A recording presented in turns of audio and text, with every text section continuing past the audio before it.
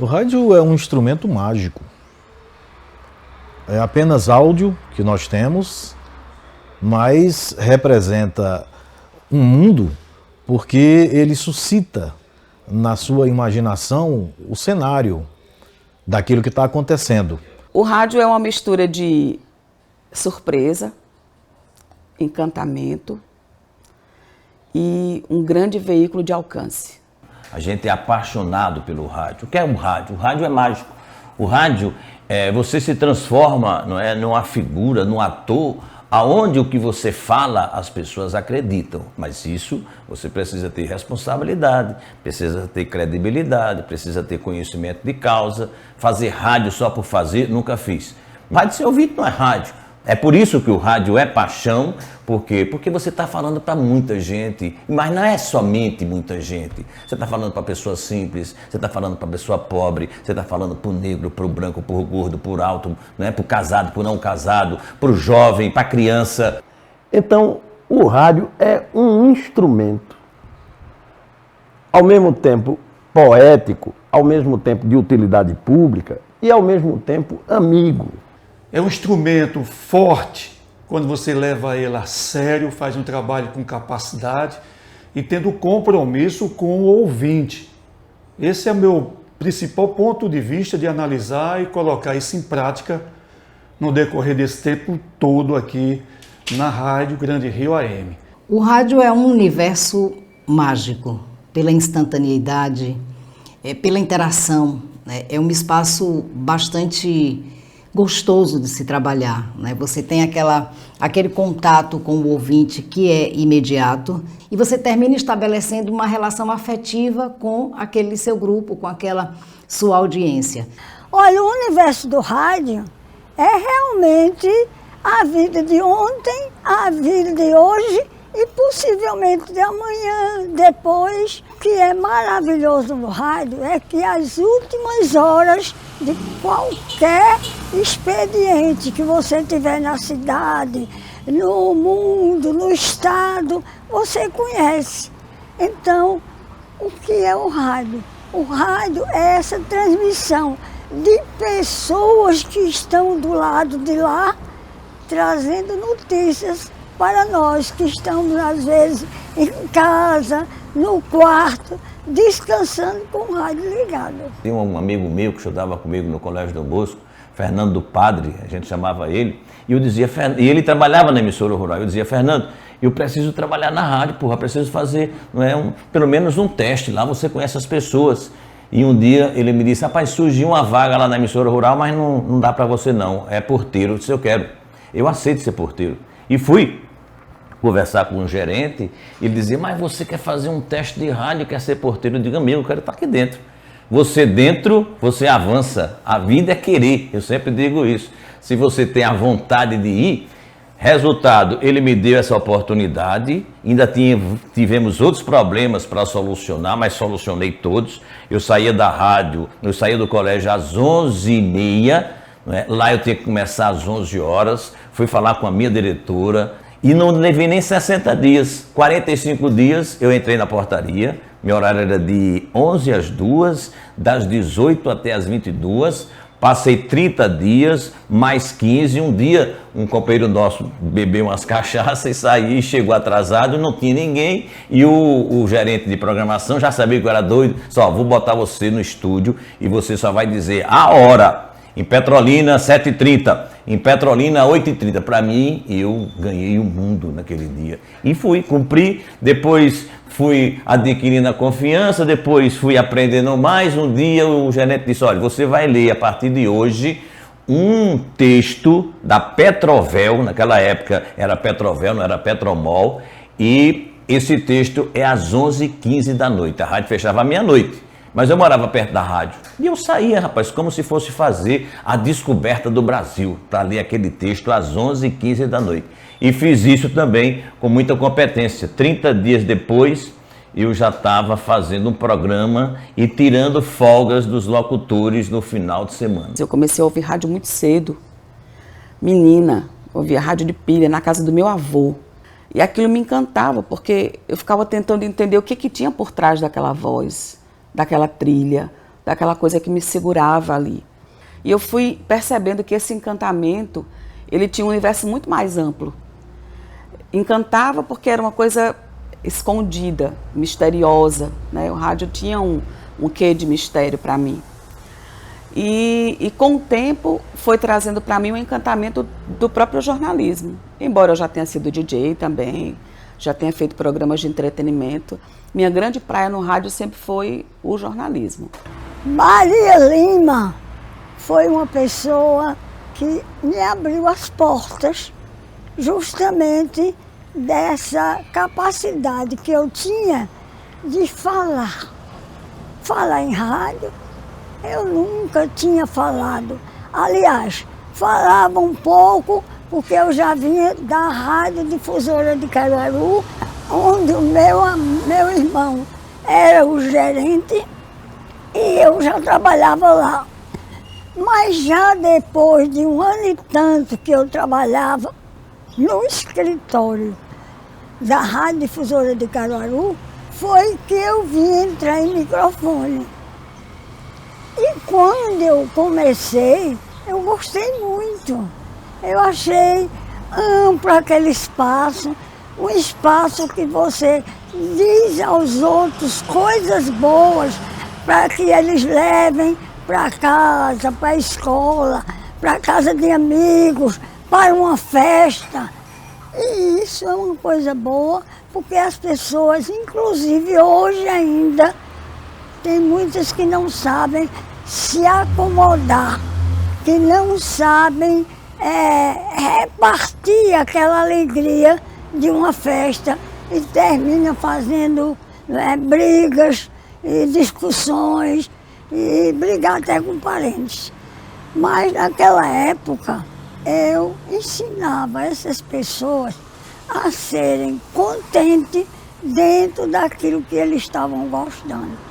E isso foi uma coisa verdadeira que eu só tive mesmo a certeza depois que eu saí de rádio. Nós não tínhamos nem televisão quando o rádio chegou aqui. O rádio chegou aqui em 1960 através da emissora rural A Voz de São Francisco. Já existia a Rádio Juazeiro do outro lado da cidade. Então, era as maravilhas da comunicação que a gente tinha. A emissora rural em Petrolina e a Rádio Juazeiro, né, em Juazeiro. Então, a gente era apaixonado. Quem tinha já uma certa tendência de comunicar, gostava de ir para o rádio. E aí eu coloquei na minha cabeça essa história do rádio.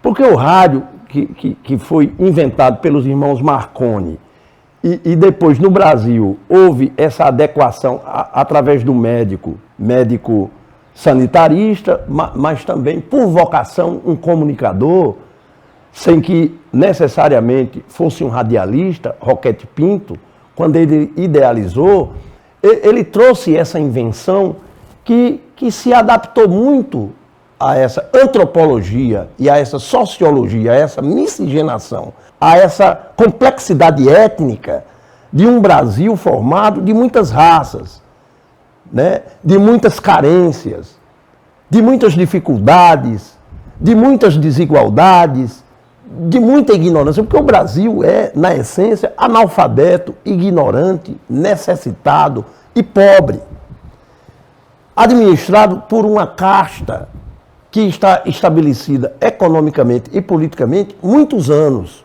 E o rádio veio como um instrumento popular. Antigamente o profissional, nossa senhora, ele se concentrava e se dedicava além do normal.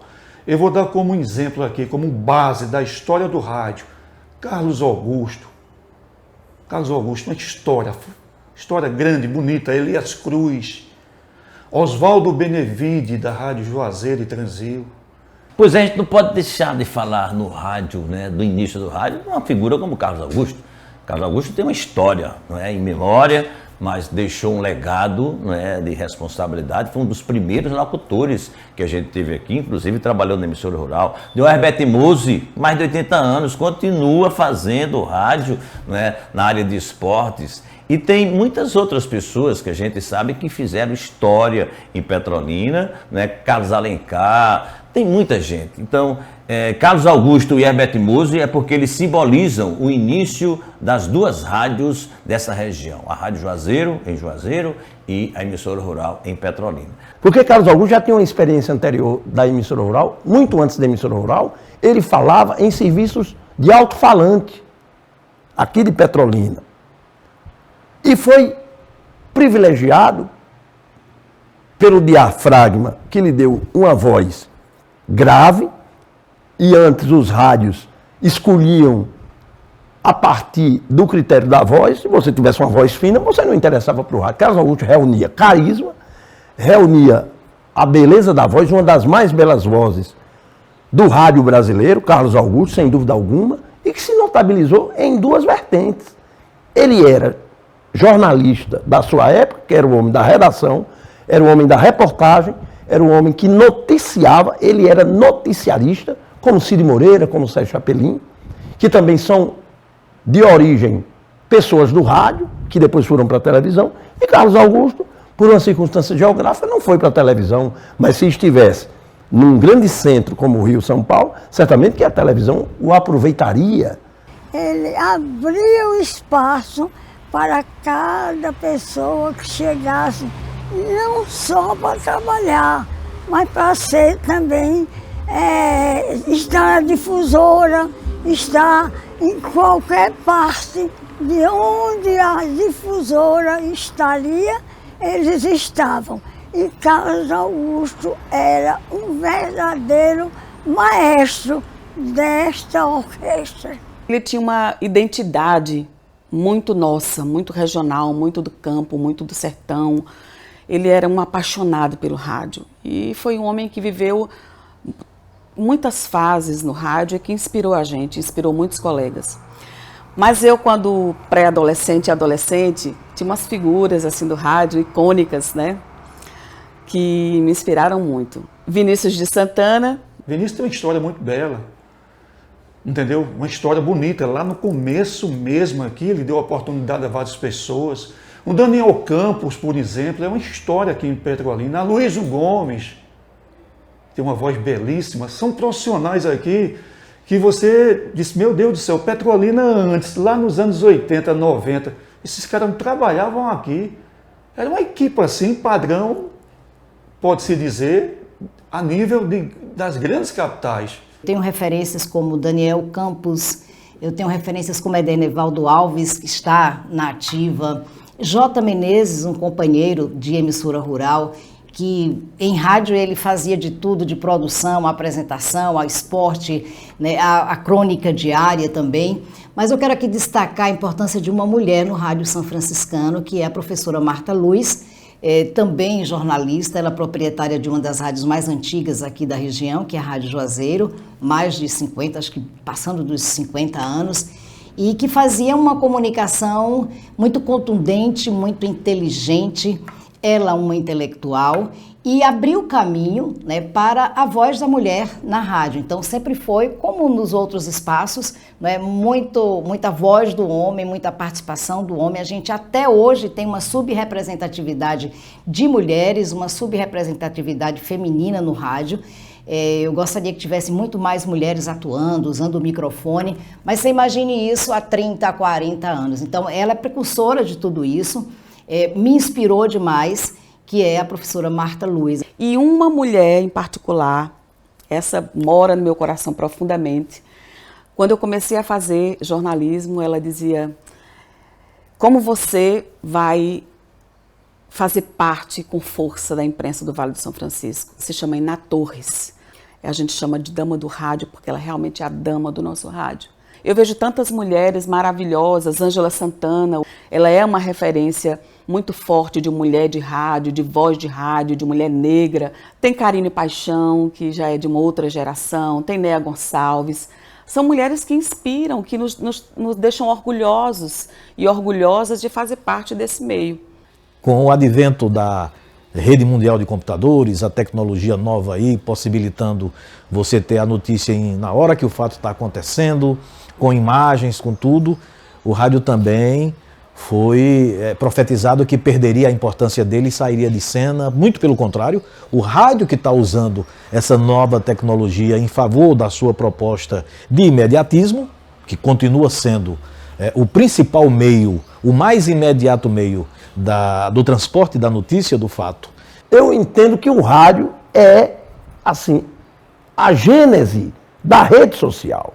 Então, para mim, o rádio é, na essência, a rede social mais completa, porque ele não é mudo, ele tem voz, ele tem interação, ele tem informação e ele não tem nenhuma dificuldade para chegar às pessoas. Então, para mim, o rádio, ele também é completamente instrumento social e instrumento cultural, na medida em que ele responde às necessidades e responde ao jornalismo e, ao mesmo tempo, a obrigação de quem é profissional do rádio levar a sua notícia, levar a sua música, levar a sua cultura, levar o seu esporte, levar o seu jeito carismático ou não de falar. As pessoas hoje, embora mais próximas, né, através da internet, mas mais distantes, mais desconectadas quando o assunto é